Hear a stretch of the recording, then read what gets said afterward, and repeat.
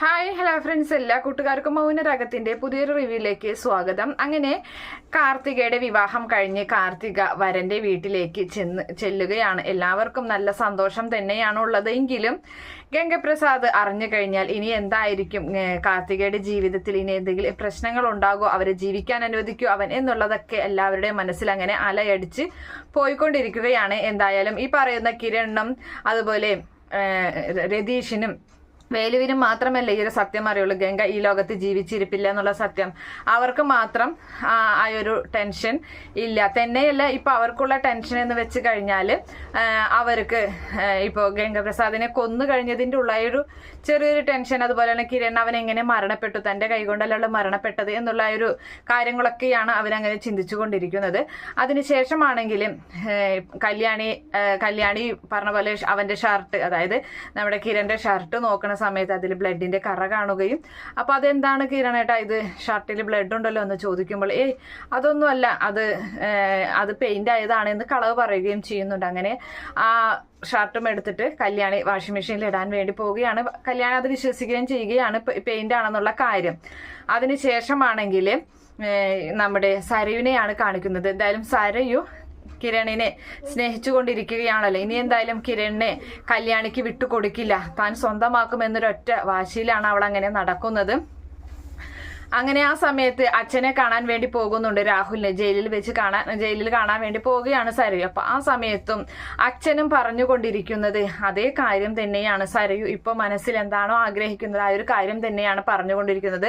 കിരണിനെ പറ്റി പറയുന്നുണ്ട്. അപ്പോൾ ഇങ്ങനെ അവള്, ആ കല്യാണി എന്ന് പറയുന്നവള് നമ്മുടെ കമ്പനിയിലേക്ക്, നമ്മുടെ ക്യാൻറ്റീനിലേക്ക് വന്നില്ലായിരുന്നു എങ്കിൽ ഇപ്പോ മോള് അവന്റെ ഭാര്യയായി തീർന്നേനെ. അവൾ അത് അന്ന് വന്ന് അവനെ സ്നേഹിച്ച് അവന്റെ മനസ്സ് കീഴടക്കിയത് കൊണ്ട് തന്നെയാണ് മോൾക്ക് അവനെ നഷ്ടപ്പെട്ടതും. മോളിപ്പോ മനോഹറിനെ, ആ ദുഷ്ടനായ മനോഹറിനെ സ്നേഹിച്ചതും അവന്റെ കുഞ്ഞിന് ഇപ്പൊ ജന്മം നൽകേണ്ടി മോൾക്ക് വന്നതും എല്ലാത്തിനും കാരണം ആ പറയുന്ന ഇവള് തന്നെയാണ്, കല്യാണി തന്നെയാണെന്നൊക്കെ പറഞ്ഞ് അങ്ങനെ നിൽക്കുന്ന സമയത്ത് സരയും അത് ശരിവെക്കുകയാണ്. അങ്ങനെ സരയു പറയുന്നുണ്ട് അത് ശരിയാണ്, അച്ഛൻ പറയുന്നതിലും പലതിലും സത്യമുണ്ടെന്ന് എനിക്ക് തോന്നുന്നുണ്ട്. ഇനി എന്തായാലും ഞാൻ എന്തായാലും കിരണിനെ സ്വന്തമാക്കാൻ തന്നെ തീരുമാനിച്ചിരിക്കുകയാണ്. കിരണിനെ എന്നോട് ഞാൻ കൂടുതൽ അടുപ്പിക്കും. അതുപോലെ തന്നെ എൻ്റെ മകളെ കൊണ്ട് ഞാൻ അവനെ അങ്കിൾ എന്നല്ല അച്ഛ എന്ന് തന്നെ വിളിപ്പിക്കും, അത് ഉറപ്പാണ് എന്നുള്ള കാര്യമൊക്കെ പറയുന്നുണ്ട്. അവളെ എൻ്റെ മകളെ അവന്, ആ ദുഷ്ടനായ മനോഹറിന് കാണിച്ചു കൊടുക്കാൻ വേണ്ടിയിട്ട് പോയി ഐസിയുയിൽ കിടക്കുന്ന സമയത്ത് അവനെ കൊല്ലാൻ വേണ്ടി ഞാൻ ചെന്ന സമയത്തും അവളാണ് എന്നെ കണ്ടതും, അതുപോലെ തന്നെ അവനെ കൊല്ലാതിരിക്കാൻ സിസ്റ്റർമാരെ അറിയിച്ചതൊക്കെ അവള് തന്നെയാണ്, അവളാണ് ഇപ്പൊ എന്റെ ശത്രു എന്നൊക്കെ ഇങ്ങനെ പറഞ്ഞു കൊടുക്കുകയാണ് നമ്മുടെ സരു. അപ്പൊ സരുവിനിപ്പോ കല്യാണിയെ കിട്ടിക്കഴിഞ്ഞാൽ കൊല്ലാനുള്ള അത്ര ദേഷ്യവും കാര്യങ്ങളൊക്കെയാണ്. എന്തായാലും ആ ഒരു സന്ദർഭം മുതലാക്കി തന്നെ രാഹുല് ഒന്നും കൂടിയും ചൂട് പിടിപ്പിച്ച് കാര്യങ്ങളൊക്കെ കൊടുക്കുകയും ചെയ്യുകയാണ്. അതിനുശേഷമാണെങ്കിൽ ഈ പറയുന്ന, അപ്പൊ അവൻ അവിടെ എത്തിയിട്ടുണ്ടോ എന്നൊക്കെ ചോദിക്കുന്നുണ്ട് കേട്ടാ. പരോള് കഴിഞ്ഞ് അവൻ ഇവിടെ തിരിച്ചെത്തിയോ എന്ന് ചോദിക്കുമ്പോൾ ഇല്ല മോളെ ഇതുവരെയും വന്നിട്ടില്ല, വരാറായിട്ടുണ്ട് എന്തായാലും എന്നൊക്കെ ഇങ്ങനെ രാഹുൽ പറയുകയും ചെയ്യുകയാണ്. അച്ഛനറിയാലോ അവൻ വന്നു കഴിഞ്ഞാൽ എന്താ ചെയ്യേണ്ടതെന്ന്. അവനെ ഇനി ഒരു കാരണവശാലും പുറത്തു വിടാൻ സമ്മതിക്കരുത്, അച്ഛൻ അവനെ കൊന്നിരിക്കണം ഈ മകൾക്ക് വേണ്ടിയിട്ട് എന്നൊക്കെ പറയുമ്പോൾ ശരി മോളെ, ഇനി എന്തായാലും ഞാൻ പലവട്ടം ശ്രമിച്ചതാണെന്ന് മോൾക്ക് അറിയാലോ, പക്ഷെ പലവട്ടം ശ്രമിച്ചിട്ടും എനിക്കത് പറ്റിയില്ല എന്നൊക്കെ ഇങ്ങനെ പറയുന്നുണ്ട്. അങ്ങനെ അതിനുശേഷമാണെങ്കിൽ ഈ പറയുന്ന ഇവനാണെങ്കിൽ, രാഹുലാണെങ്കിൽ നേരെ വിക്രത്തിന്റെ അരികിലേക്ക് ചെല്ലുകയാണ്. സരി അവിടെ നിന്നും പോകുന്നുണ്ട്. അങ്ങനെ വിക്രത്തിന്റെ അരികിലേക്ക് ചെല്ലുമ്പോൾ വിക്രത്തിനോട് പറയുന്നുണ്ട്, എടാ എൻ്റെ മോള് വന്നായിരുന്നു എന്ന് പറയുന്ന സമയത്ത് എന്ത് പറഞ്ഞു എന്ന് ചോദിക്കണം. അപ്പോൾ അവള് പറഞ്ഞത് ആ കാർത്തികയുടെ വിവാഹം കഴിഞ്ഞ കാര്യമാണ് പറഞ്ഞത് എന്ന് പറയുന്നുണ്ട്.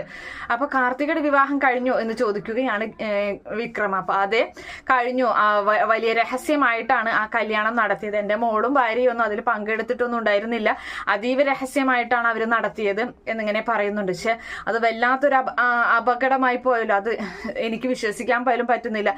അപ്പൊ ഈ ഗംഗേട്ടൻ പുറത്തുണ്ടായിട്ട് എന്താ കാര്യം ഉണ്ടായെന്ന് ചോദിക്കുമ്പോഴാ പറഞ്ഞില്ല, അവര് അതീവ രഹസ്യമായിട്ടാണ് നടത്തിയത്, ഇനി നീ എന്തായാലും ടെൻഷനൊന്നും അടിക്കണ്ട, എന്തായാലും ഇപ്പൊ ഗംഗയും അതുപോലെ തന്നെ സോഷ്യൽ മീഡിയയിലൊക്കെ വന്നിട്ടുണ്ടല്ലോ അവളുടെ കല്യാണം കഴിഞ്ഞ കാര്യം, ഇനിയിപ്പൊ അവളുടെ കാര്യം ഗംഗ നോക്കിക്കോളും, നീ അതാലോചിച്ച് ടെൻഷൻ അടിക്കണ്ട എന്ന് പറയുകയാണ്.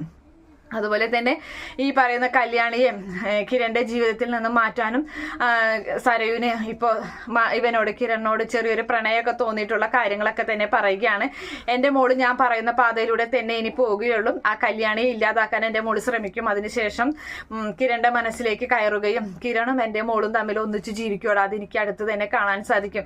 പക്ഷേ അവർക്കിടയിലേക്ക് ആ ദുഷ്ടനായ മനോഹർ ഇവിടേക്ക് വന്നു കഴിഞ്ഞാൽ അവനെ കൊല്ലണം. എന്തായാലും ഈ പറയുന്ന ഗംഗ കാർത്തികയൊക്കെ കൊന്നതിന് ശേഷം ജയിലിലോട്ട് തന്നെയല്ലേ വരുന്നത്.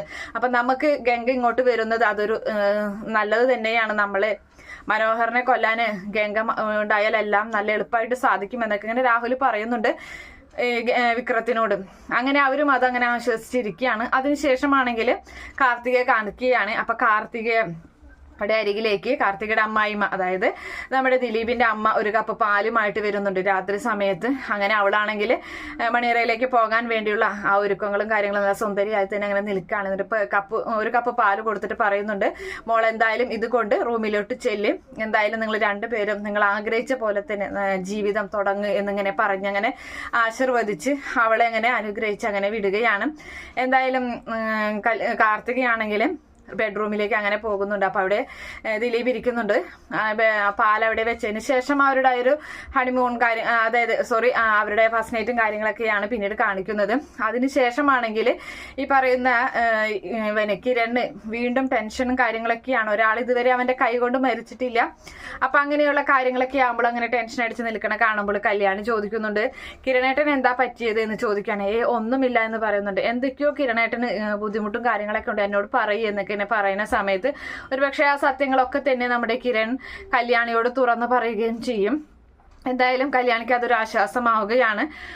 അതിനുശേഷമാണെങ്കിൽ ഈ സരയുനെയും കാണിക്കുന്നുണ്ട്. സരയു ആണെങ്കിൽ നേരെ കിരണിനൊക്കെ വിളിക്കുകയാണ്, കിരണിനെ കാണണമെന്ന് ആവശ്യപ്പെടുകയും ചെയ്യുന്നുണ്ട്. അതുപോലെ തന്നെ ഓഫീസിലേക്ക് കമ്പനിയിലേക്ക് വന്നു കഴിഞ്ഞാലും കിരണിന്റെ അരികിൽ തൊട്ടുരുമി നിൽക്കുന്ന നമ്മുടെ സരയുനെ കാണിക്കുന്നുണ്ട്. അങ്ങനെ സരയു അവന്റെ മനസ്സിലോട്ട് അങ്ങനെ ഇടിച്ചു കയറുകയാണ്. പക്ഷെ ആ സമയത്ത് ഇവനക്കൊന്നും തോന്നുന്നില്ല. അതായത് നമ്മുടെ പിന്നെ കിരണാണെങ്കിൽ അതൊന്നും അറിയാത്തത് കൊണ്ട് തന്നെ അവളൊരു പെങ്ങളെ പോലെ കണ്ടതുകൊണ്ട് തന്നെ അവള് പറയുന്നതിനനുസരിച്ച് കാര്യങ്ങളൊക്കെ നിൽക്കുന്നുണ്ട്. പക്ഷേ അത് നമ്മുടെ കല്യാണി അത് മനസ്സിലാക്കുകയാണ്. കല്യാണി അവളുടെ സ്വഭാവത്തിൽ വരുന്ന അവളുടെ പെരുമാറ്റത്തിലുള്ള ആ ഒരു മാറ്റങ്ങളും കാര്യങ്ങളും കല്യാണി മനസ്സിലാക്കുകയും കല്യാണി അത് കിരണിനെ സൂചിപ്പിക്കുകയും ചെയ്യുന്നുണ്ട്. അപ്പോൾ അങ്ങനെ ഒരു സംശയം നിനക്കുണ്ടോ എന്ന് ചോദിക്കുമ്പോൾ ഉണ്ട് എന്ന് പറയുകയാണ്. അപ്പോൾ എന്തായാലും ഞാൻ ഇനി ശ്രദ്ധിച്ചോളാം എന്ന് പറയുകയും, അതുപോലെ തന്നെ നമ്മുടെ ഇവനാണെങ്കിൽ മനോഹർ ആണെങ്കിൽ കിരണിനെ വന്ന് കാണുന്നുണ്ട്. ജയിലിലോട്ട് തിരികെ പോകുന്നതിന് മുമ്പ് നീ തന്ന ഡ്രസ്സുകളൊന്നും തന്നെ കുഞ്ഞിന് കൊടുക്കാൻ പറ്റിയില്ല, അവൾ അതെല്ലാം അതും കത്തിച്ച് കളയുകയാണ് ചെയ്തത് എന്ന കാര്യം പറയുമ്പോൾ അത് സാരില്ല, ഇനി എന്തായാലും സാറിനൊക്കെ ഇനി സമാധാനത്തോടു കൂടി ജീവിക്കാലോ എന്നിങ്ങനെ പറയുന്നുണ്ട്. കാർത്തികയുടെ ഒക്കെ വിവാഹം കഴിഞ്ഞല്ലോ എന്ന് പറയുകയാണ്. അപ്പോൾ അപ്പോൾ ആ സമയത്ത് ഇനിയിപ്പോൾ ഗംഗപ്രസാദിന്റെ ശല്യം ഉണ്ടാവില്ലല്ലോ എന്നൊക്കെ തന്നെ പറയുമ്പോൾ സമയത്ത് തന്നെയായിരിക്കും ഈ പറയുന്ന മനോഹർ ഞാനാണ് അവന്റെ തലക്കടിച്ചതും, ഞാനാണ് സാറിന് ഫോണിലോട്ട് മെസ്സേജ് അയച്ചതും, അവന്റെ ജീവിതം അവനെ ഇല്ലാതാക്കിയതും ഞാൻ തന്നെയാണെന്നുള്ള സത്യം അറിയിച്ചിട്ട് തന്നെയാണ് നമ്മുടെ മനോഹർ പരോള് കഴിഞ്ഞ് ജയിലോട്ട് തിരികെ പോകുന്നത്. എന്തായാലും കാത്തിരുന്ന് കാണാം. ഈ വീഡിയോ ഇഷ്ടപ്പെടുകയാണെങ്കിൽ ഈ ചാനൽ ഒന്ന് സബ്സ്ക്രൈബ് ചെയ്ത് സപ്പോർട്ട് ചെയ്യാം. Okay friends, bye, thank U.